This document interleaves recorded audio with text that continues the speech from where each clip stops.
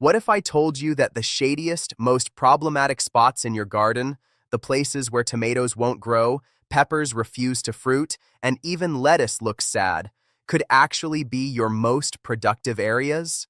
Places that right now are probably growing nothing but weeds or bare dirt could be producing more food per square foot than your sunny beds. Most gardeners think shade equals failure. We've been taught that vegetables need full sun, 8 hours minimum, or forget about it. But that's only true for the handful of vegetables that modern agriculture decided to focus on. Meanwhile, there's a whole world of shade-loving food plants that thrive in low light, produce incredible yields, and have been feeding people for centuries in the exact conditions we're told are impossible. And today, I'm going to show you 20 of them that will completely change what you think is possible in those shady spots. Stick around, because number 14 on this list produces edible shoots, leaves, and roots, all from the same plant in deep shade where grass won't even grow.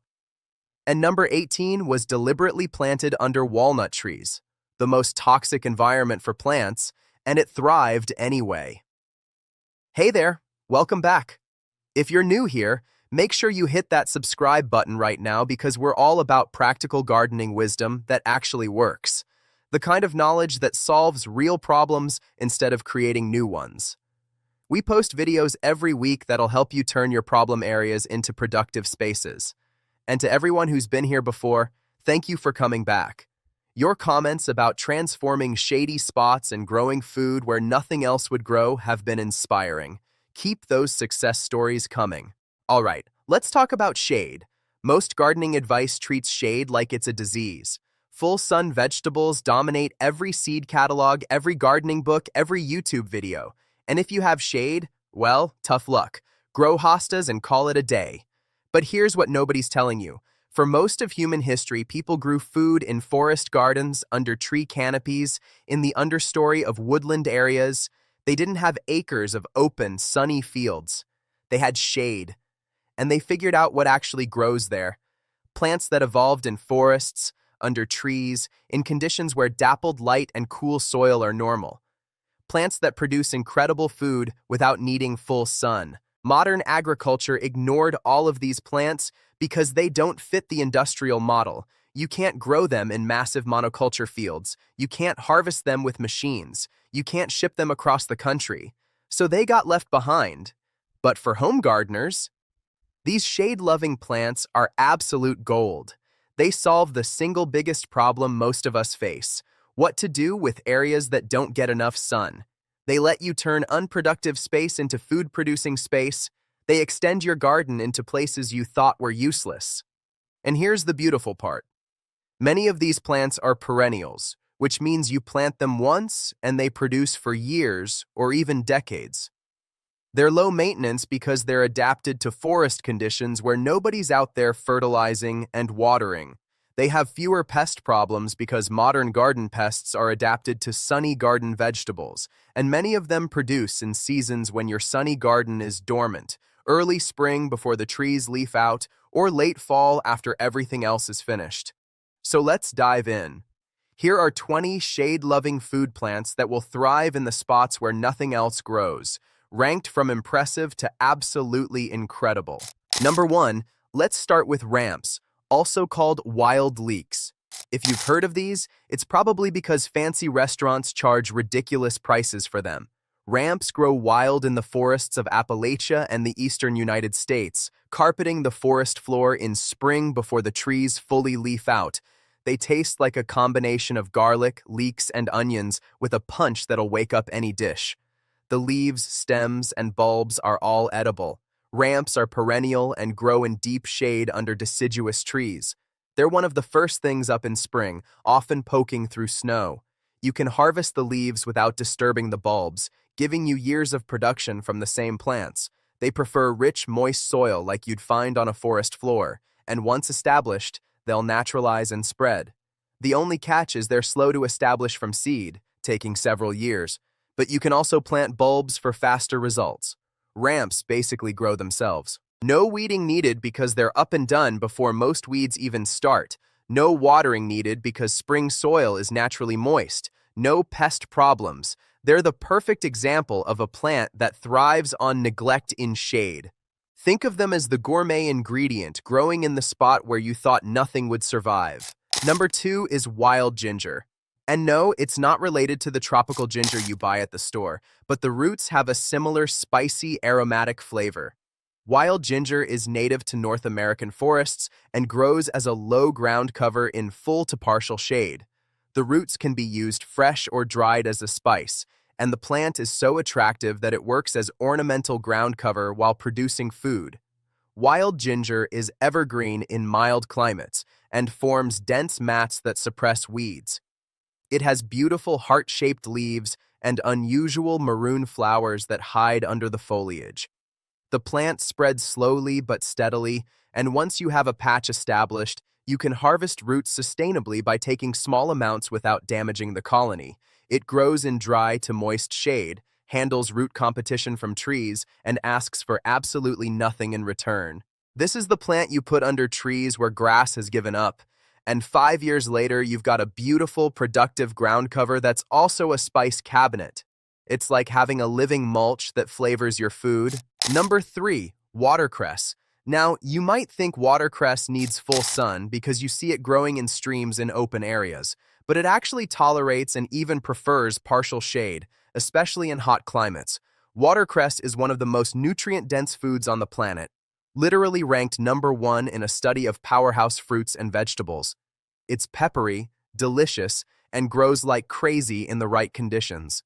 You need consistent moisture, a stream, pond edge, or even just a container that sits in a tray of water. But if you have a shady, wet spot that's been a problem area, watercress turns it into an asset. The plant is perennial in mild climates and self-seeds readily. You can harvest stems continuously, and they'll regrow from the base. It's ready to harvest in just a few weeks from planting and produces year-round in areas without hard freezes. Watercress has been cultivated for over 3,000 years, and it's still popular in Europe and Asia. But in America, it mostly grows wild in streams and springs, while gardeners struggle to grow lettuce in full sun. If you have a shady, wet spot, watercress transforms it from a problem into your most productive area. Number 4 is miner's lettuce, also called Claytonia. This one's special because it's native to Western North America and was a crucial food for indigenous peoples and gold rush miners, hence the name. It grows wild in shady, moist areas and tastes like mild lettuce with a hint of nuttiness. The leaves are round and succulent, and the stems produce delicate white flowers that are also edible. Miner's lettuce is a cool season annual that self-seeds readily. You plant it once, and you'll have it forever. It grows in partial to full shade, prefers cool weather, and actually struggles in hot sun. In mild climates, it grows all winter, providing fresh greens when nothing else is available. It handles poor soil, doesn't need fertilizer, and has zero pest problems in my experience. The plant is so easy that it's almost weedy, but in the best possible way.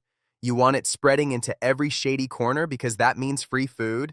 This is one of those vegetables that early settlers relied on because it grew where cultivated crops wouldn't. It's still waiting in the shadows for gardeners to remember how useful it is. Think of it as lettuce that actually wants to be in the shade.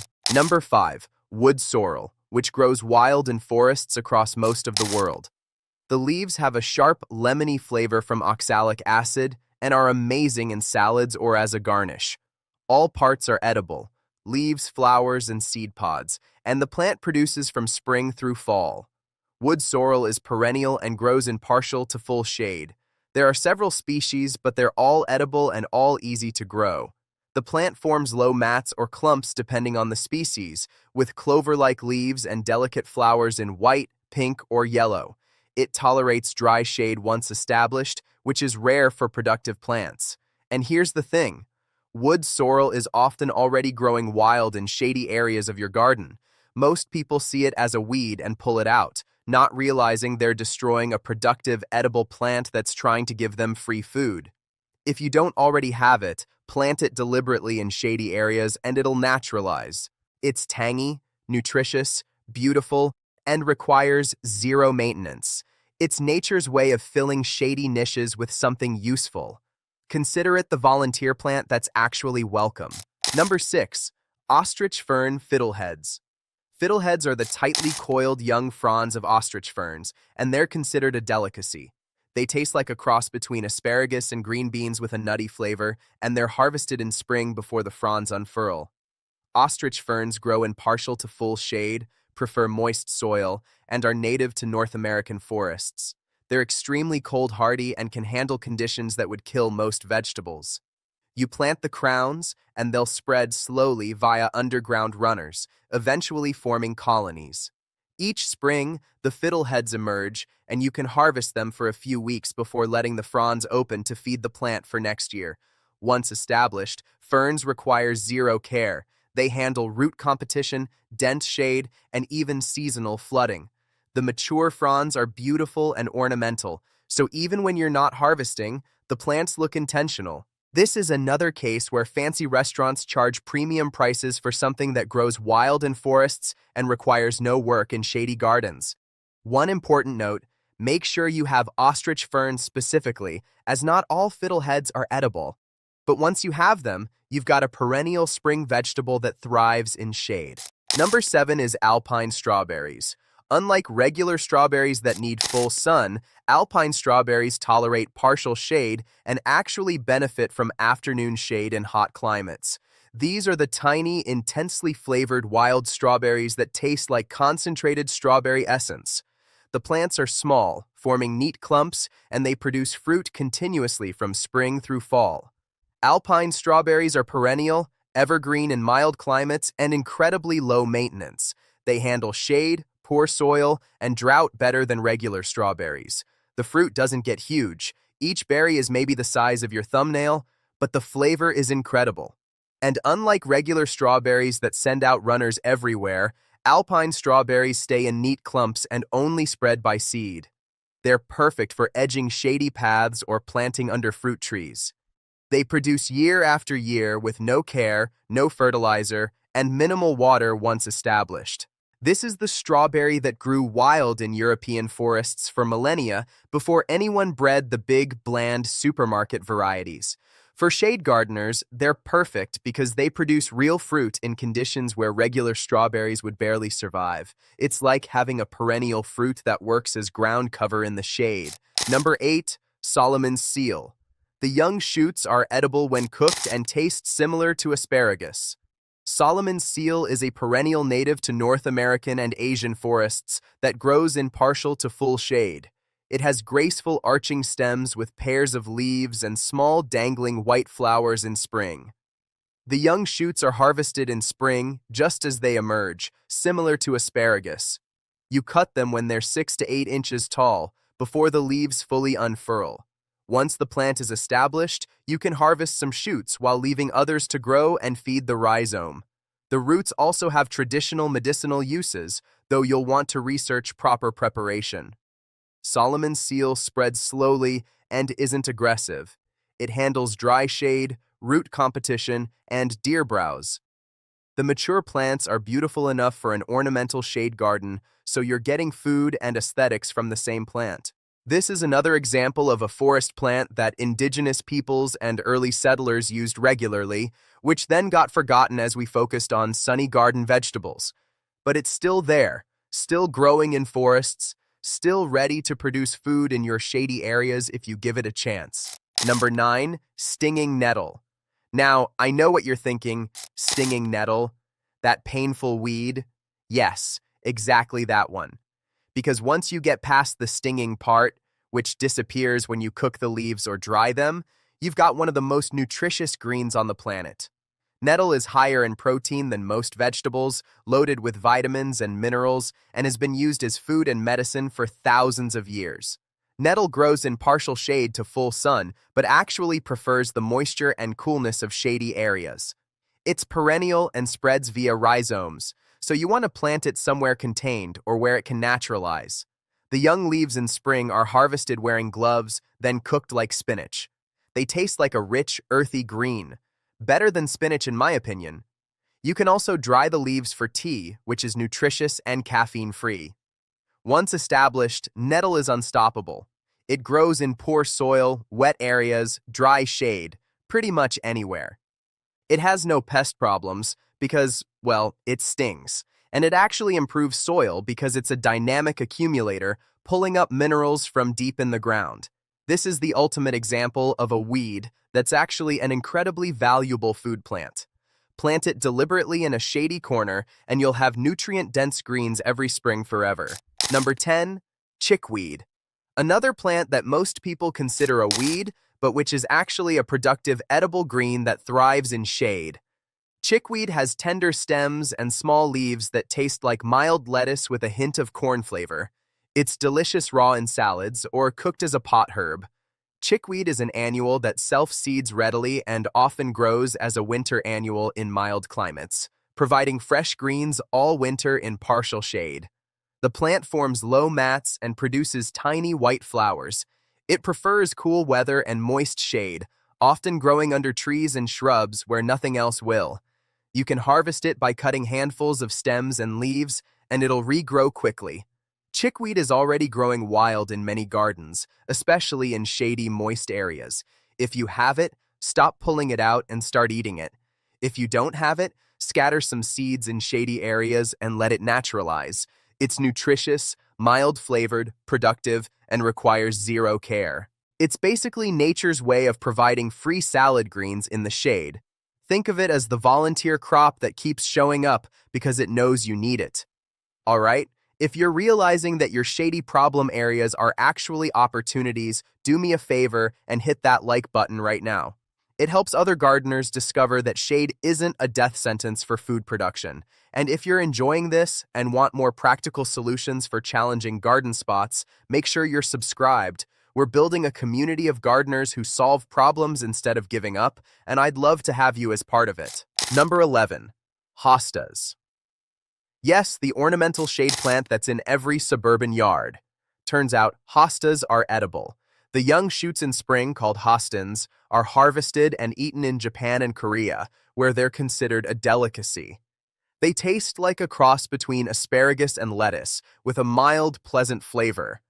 Not all hosta varieties taste great, but many do, and you probably already have them in your shade garden not realizing they're food. You harvest the tightly furled shoots just as they emerge in spring before they unfurl into leaves. Each plant can give you a few shoots while leaving enough to grow into foliage. The mature leaves of some varieties are also edible when cooked young. Hostas are perennial, shade-loving, deer-resistant in most areas, and nearly indestructible. They handle deep shade, dry shade, root competition, and complete neglect. If you already have hostas, you already have a food plant. If you don't, you can plant them as dual-purpose ornamentals that also produce edible shoots. It's like discovering your decorations are secretly functional. Number 12, OCA, which I mentioned in the reference but for different reasons. OCA actually tolerates partial shade better than most root crops, and in hot climates, afternoon shade improves tuber formation. The plants have clover-like leaves and produce colorful tubers in fall after frost. They taste lemony when raw and sweet like potatoes when cooked. Oca grows in sun or partial shade, handles poor soil, and has virtually no pest problems. The plant is beautiful enough to use as ornamental ground cover while it's producing food underground. This is perfect for those spots that get morning sun and afternoon shade, exactly the conditions that OCA prefers in warm climates. You plant tubers in spring, the plants grow all season, and you harvest after the first frost kills the foliage. One plant can produce several pounds of colorful tubers that store for months. It's incredibly productive for the space it takes and works in conditions where potatoes would struggle. Number 13, ground elder, also called bishop's weed or gout weed. Now, this plant has a reputation as an invasive weed, and it does spread aggressively. But if you have a large shady area where you want something productive and don't mind it spreading, ground elder is amazing. The young leaves taste like a combination of parsley and celery and are delicious in salads or cooked as greens. Ground elder is perennial, grows in full shade to part sun, and forms dense colonies that suppress all other plants, which is either a feature or a bug depending on your perspective. It's been used as food in Europe for centuries, particularly in spring when the young leaves are most tender. You harvest the leaves before the plant flowers, and you can get multiple harvests by cutting it back. This plant will grow absolutely anywhere: dry shade, wet shade, poor soil, root competition. Nothing stops it. If you have a shady area where you've given up on everything else and you want something that'll produce edible greens without any care while also suppressing weeds, ground elder is your answer. Just plant it somewhere contained or where it can spread freely. It's the aggressive friend who actually gets things done. Number 14, and this is the one I mentioned earlier, is spikenard. This native North American plant grows in deep forest shade and produces edible shoots in spring, edible berries in fall, and edible roots that can be harvested sustainably from established plants. The young shoots taste like asparagus with a slight licorice flavor. The berries are small and aromatic, traditionally used in preserves. The roots have been used both as food and medicine for centuries. Spikenard grows in full to partial shade in rich, moist forest soil. It's a large perennial that can reach 6 feet tall with compound leaves and clusters of white flowers followed by dark purple berries. The plant is slow to establish but lives for decades once settled in. This is a true forest garden plant that produces multiple food products in shade where almost nothing else will grow. It handles root competition, deep shade, and requires zero maintenance once established. If you have a heavily shaded area under mature trees, spikenard thrives there and gives you spring shoots, summer greens, and fall berries from the same plant. Number 15, woodland strawberries, which are similar to alpine strawberries, but even more shade tolerant. These are the tiny wild strawberries that grow in forests across Europe and North America. They tolerate deep shade, spread by runners and seeds, and produce small, intensely flavored berries from spring through fall. Woodland strawberries are perennial ground covers that handle dry shade once established. The berries are tiny but packed with flavor. One small berry has more strawberry taste than a whole supermarket strawberry. The plants are evergreen in mild climates and require zero care. They'll naturalize in shady areas and spread slowly, creating a productive ground cover. Unlike regular strawberries that need full sun and constant care, woodland strawberries thrive on neglect in shade. They're the set-it-and-forget-it fruit for problem areas. Number 16, horseradish. While horseradish can grow in full sun, it actually tolerates and even benefits from partial shade, especially in hot climates. The roots are the part you harvest, and they're incredibly pungent and flavorful. A little goes a long way. Number 17, wild leeks, which are similar to ramps but found in different regions. These perennial alliums grow in forest shade and produce edible leaves, stems, and bulbs with an onion garlic flavor. They're foraged from wild populations, but you can also cultivate them in shady garden areas with rich, moist soil. Wild leeks naturalize and spread slowly, creating sustainable harvests. They're up in early spring before trees fully leaf out, then die back in summer. You can harvest leaves without disturbing bulbs, or carefully dig some bulbs while leaving others to multiply. They require no care once established and handle the deep shade and root competition of forest floors. This is another gourmet ingredient that grows wild in conditions where conventional vegetables wouldn't survive. Number 18, and this is the one I mentioned that grows under walnut trees, is pawpaw. Now, pawpaw is technically a fruit tree, but it's unique because it's one of the only fruit trees that prefers shade, especially when young. Pawpaw trees grow naturally in the understory of forests across the eastern United States. The fruit tastes like a combination of banana, mango, and custard, tropical fruit flavor from a temperate tree. Pawpaw trees are native to North America and have been eaten by indigenous peoples for thousands of years. Number 19, wild garlic, also called field garlic or crow garlic. This perennial allium grows wild in forests and fields across North America and Europe. The leaves, bulbs, and bulbils are all edible with a strong garlic flavor. Wild garlic grows in partial shade to full sun, tolerates poor soil, and naturalizes readily. It's up in early spring, often one of the first greens available, and you can harvest leaves without digging bulbs. The plant dies back in summer, but returns every spring. It's considered weedy by some, but for foragers and shade gardeners, it's a reliable source of garlic flavor that requires zero care. If you have it growing wild, stop treating it as a weed and start treating it as a crop. If you don't have it, you can introduce it to shady areas and it'll spread on its own. And number 20, the plant I've been saving for last because it represents everything we've talked about: lovage. Yes, I'm mentioning it again, but for a different reason. Lovage isn't just productive and multi-purpose, it's also incredibly shade-tolerant. Here's my challenge. Pick 3 plants from this list. Look at your shadiest problem area, the spot where you've tried and failed to grow things, the spot you've basically given up on, and plant these shade lovers there. Give them 1 season, and then come back and tell me what happened. Tell me how that useless space became productive. Tell me how plants you'd never heard of are now producing food where nothing else would grow. Because that's the whole point. Gardening isn't about forcing plants to grow where they don't want to be. It's about matching the right plants to the right conditions. And shade has its own set of perfect plants. You just have to know what they are. If this opened your eyes to possibilities you didn't know existed, hit that like button. If you learned about even one plant that could solve a problem spot in your garden, that's worth a like. Drop a comment and tell me which shade-loving plant you're most excited to try. Are you going to start harvesting those hostas you already have? Plant ramps under your trees? Turn that awful, wet, shady spot into a watercress patch? I want to hear your plans. And if you haven't subscribed yet, what are you waiting for? Click that subscribe button and turn on notifications. We're building a community of problem-solving gardeners here. People who don't give up on difficult spots, who try new things, who remember that there's more to gardening than what the seed catalogs tell us. Until next time, keep experimenting, keep planting, and remember that shade is just an opportunity in disguise.